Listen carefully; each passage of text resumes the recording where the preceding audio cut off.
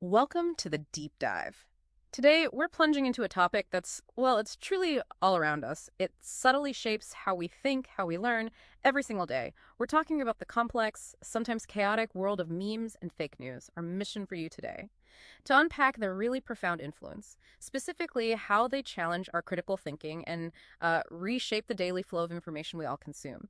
We've pulled together some fascinating source material for this deep dive. There's a real-world classroom case study that I think brilliantly highlights these challenges, and we'll take a deeper look into what fake news truly is and, maybe more importantly, how you can spot its evolving forms.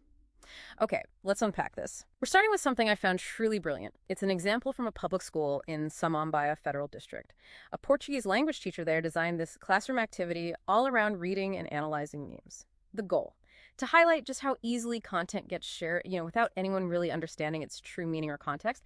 How often do you actually see that kind of direct line from classroom teaching to formal assessment? That's exactly what's fascinating here, how this Yep. pedagogical approach, this teaching method, Mm-hmm. it then led directly to an exam question, one assessing the student's ability to interpret and recognize manipulated information.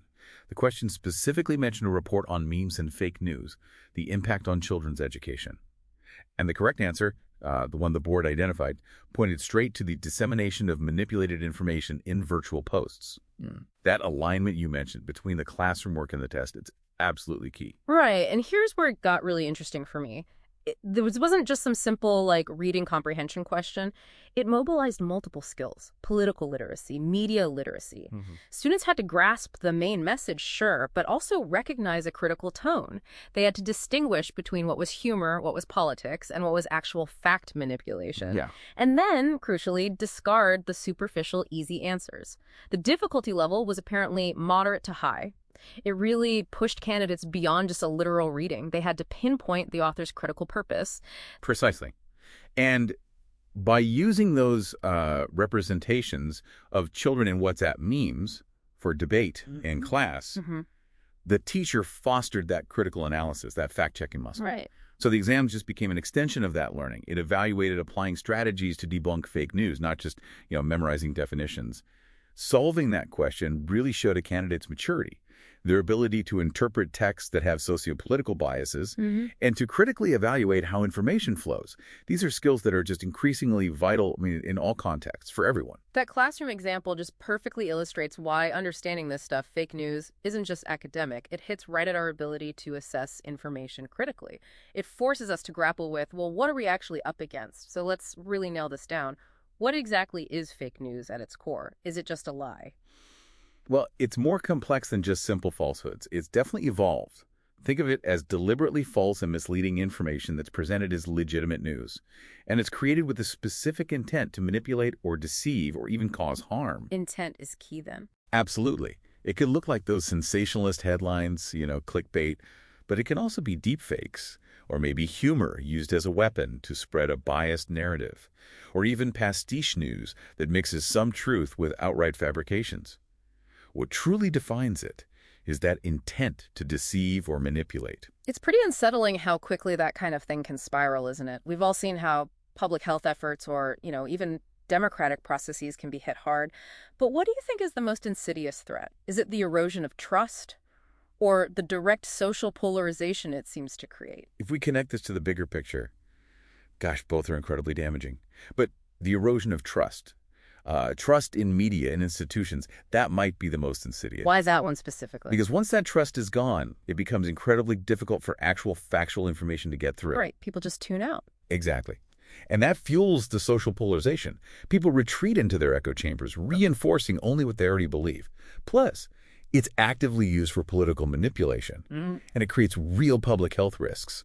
Think of the COVID-19 misinformation. Yeah, that was a stark example. Okay, so given how complex and frankly pervasive this all is, Right. how can you, listening right now, develop your critical thinking to defend against it? You shared some tips. They sound straightforward, but in the heat of the moment, when a post goes viral, it's easy to forget them, right?